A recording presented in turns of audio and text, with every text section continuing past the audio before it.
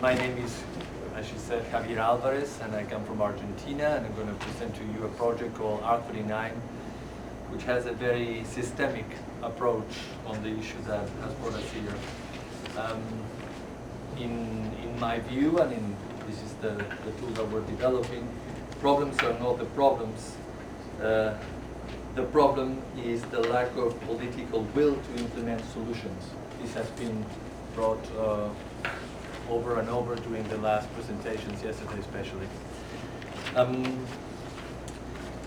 The graph that we see over there presents two paradigms of political structure. The one on the left is strictly representative democracy. The one on the right, which is a objective to be achieved, represents a more participative democracy. In Argentina, in recent history, we had like a good example of the failures of the system on the left. For representative democracy failed to represent who they were supposed to represent, and they betray the interest of the people. In 2001, after decades of institutional decay, finally people took to the streets, and I was supposed to have a casserole here, a little pot and pan, no, but it didn't come. Okay, so people took to the streets using a very, very primitive communication tool, which was a pot or a casserole, a pan, and a wooden stick, and they started beating up this thing. We're going to see. Hopefully, we're going to have the. This is what we should be trying to achieve.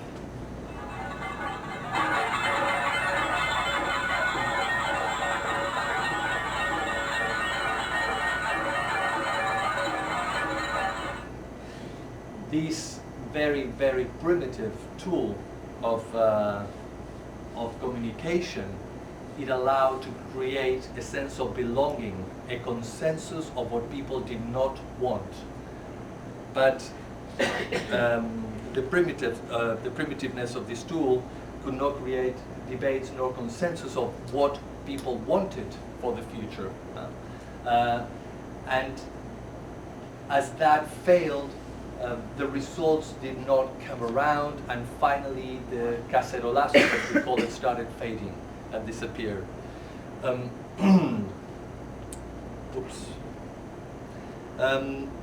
At the same time, and especially after the cacerolazo, many non-governmental organizations started presenting sites with possibilities to debate and vote, which was a novelty. The good thing is that some of the tools of internet did help to synchronize cacerolazos, pot banging, and they did create a huge advance in the possibilities for public participation. However, the excess of tools did create dispersion. People did not have a sense of belonging. And one thing is expressing anger, another thing is expressing ideas. To express anger, all we have to do is to start stamping on our foot or our feet, or stamping on a casserole. But as thousands of people did join non-governmental organizations, they found they had a legal tool in the Article 39 of Argentina's constitution, which states that citizens have the right to present projects of law in the Congress by gathering 1.5% of the signatures of the voting population, which accounts more or less for 380,000 signatures. The positive thing is that Article 39 is the participative legal tool to balance the power between representatives and represented. As well, it serves to present other projects of law for social development. It doesn't have to be only for institutional strengthening. And the negative is that for individuals to gather these signatures, which are 380,000, it is very difficult. And also it is difficult to maintain the pressure on the Congress once, even if the projects do get to the Congress with the needed signatures.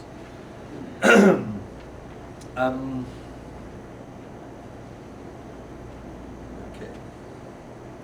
So how can we integrate the sense of belonging that provided the cacerolazo with the effective information technology that provides the internet, the legal framework of Article 39? I mean, there are countries, there are countries that do have an article like it is Article 39. In America, for example, it exists at a state level. There are some states that have it, some others don't. Colombia has it, Mexico has it, Germany has it. And then how can we allow massive participation with ideas to be all integrated? I'm going to present only one of the two tools because probably I'm not going to have enough time. And the first one has to do with, oh, here we go. I was supposed to be doing this one. You're a naughty boy. Okay. So the first tool, it is aimed at creating focus and synchronicity, which allows for building democratic consensus. Democratic consensus in return generates the necessary certainty to achieve public commitment. If there is no explicit consensus, people do not feel certainty and therefore do not commit to participative actions. I'm going to try to give a brief example. In Argentina, in the soccer stadiums, sometimes we have what we call patotas. There are hooligans, groups of criminals that they are organized. They go in groups of 200, 300. In the stadium, there is 30,000 people that are gathered there trying to watch a football match. And these hooligans, they go around beating up people, stealing wallets, etc., etc. And the people, although there are 30,000, they are in reality 1, 2, 5, 10 friends, families that they cannot oppose to these 300. But if we did have the possibility to distribute earpieces and we communicated to these to the spectators a couple of messages like, well, now we're all listening to these messages. Please raise your hands, and people would raise their hands. So, did you see? We're now all articulated. We're fed up with the hooligans, aren't we? Are you fed up with the hooligans? Please raise your hands. People would raise their hands, and everybody would get a consensus. The third message would be, at the count of 3, let's turn towards the hooligans, patota, and let's take one step towards them, no violence. 1, 2, 3. As the whole stadium turns around and faces the patota, two things will happen. Number one, the patota, the hooligans, will realize that what it was a mass of people, now they've come to be able to make a consensus that they said enough is enough. The second thing is people will perceive that now they're articulated and they have a power. But it's not as simple as that, because just creating and articulating collective masses can become a collective fascism, and we don't want that to happen. So I present to you R39, which is a television program. It's an interactive television program that utilizes ICTs to articulate existing organizations and universities to develop projects of social improvement. When I say articulates universities, non-governmental organizations, and neighborhood organizations, we're saying that these organizations do exist, but they're not articulated amongst them, and even less, they're not articulated with the people. I mean, there's a lot of talent and effort being put all the time in trying to solve problems, but it is quite unarticulated. Let's see.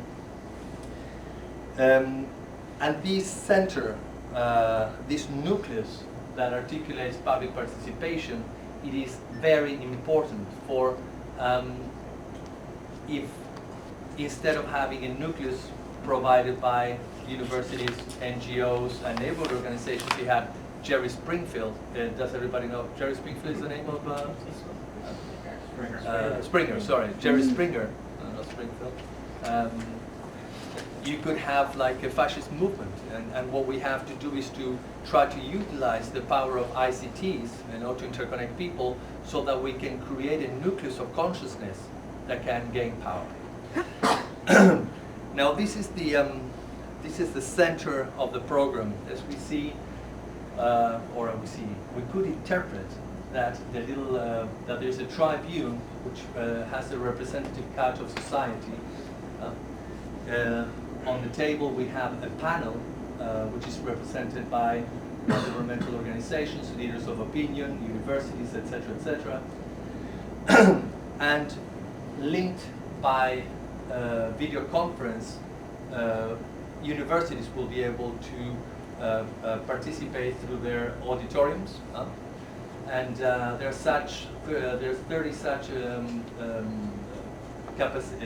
universities in Argentina that do have the capacity to provide video conference.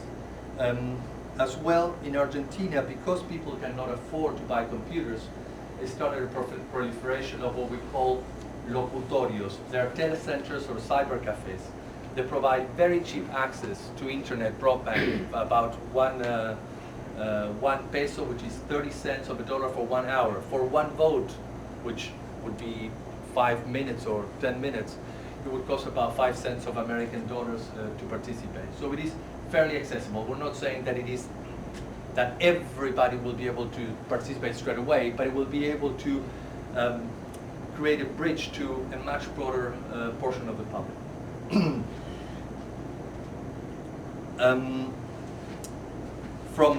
Then people can participate from home, which lowers the resistance of people to participate. They could sit at home, eat pizza, and watch the program, see what the proposals are, and say, I agree with this, and just vote it. And as well, at least in Argentina, a lot of people have left the country after finishing the studies or to finish the studies due to the situation. We call it a fuga de talentos.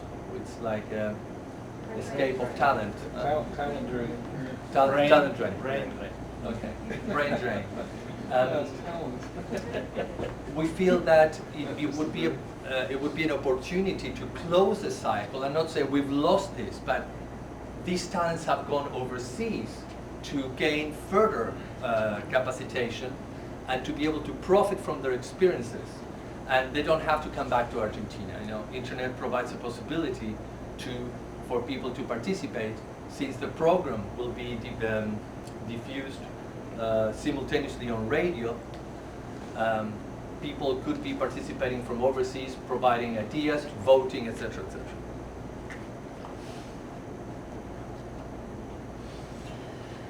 Now, these panels then propose to the public projects of law according to the Article 39, and the public in return will vote. And the same thing from the universities and the locutorios, where the locutorios are going to be very useful, because now in Argentina the neighborhood organizations, they meet in corners, they meet in houses. They could meet while the program is going on in the locutorios that sometimes have up to 40 machines online, and so they could become, during the program, the place of meeting. And also, these four, let's say these three ways of participating, the two on the top and the one on the right, will create an instantaneous pulse. The universities, the locutorios can create a sufficient mass of voting so that people get this, that are watching the program, can get this sense of belonging, a sense of a positive movement. Now the projects then are taken to the Congress, and this is very important because if you do take the project of law to the Congress, it can get lost. Even if it gets enough signatures, it can get lost. Politicians don't like giving up their privileges or their interests.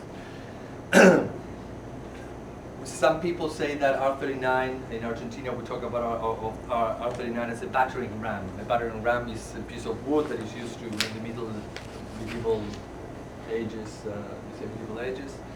to bring down an obstacle, to bring down a door. The battering ram is not only a log that allows for people to add their force, their strength to one vector, but as well to repeat the pounding as many times as necessary. So the program will present the project of law to the Congress, and every week we'll be able to see, because the sessions of the Congress are filmed, what has happened. Have you done this? The senator is opposing. So to really keep a pressure on the Congress to get the projects of law going. What are the benefits of R39? Lowering the resistance to participation, which is one of the keys to improve public participation. Being able to diffuse problems and solutions to install in the public. What are the problems? What are the solutions? To create democratic debates, which will be partisan. Also, the logistic of gathering the signatures. We think we'll be able to get the needed signatures within a week. There are 2 non-governmental organizations working on political reform that have so far been for a year and a half trying to gather the signatures, and they still haven't achieved that. And as well, it is not that it's not serious, but it is a risk to allow the kind of referendum where people just stop passers-by and ask them to sign something without creating a public debate, without 1 minute remains. Okay, here we go.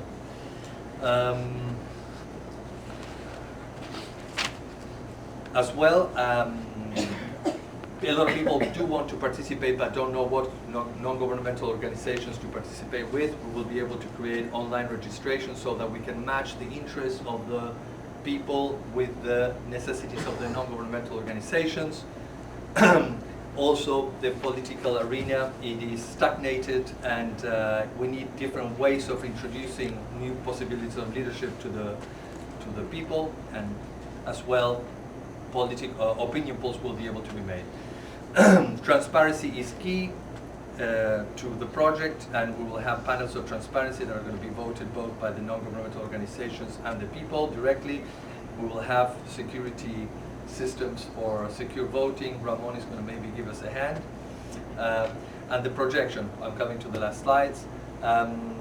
Once the project is launched at national level, we'll be able to atomize it so that it's brought to states and to small towns. It doesn't have to be a huge program, it can be just a small radio program to synchronize.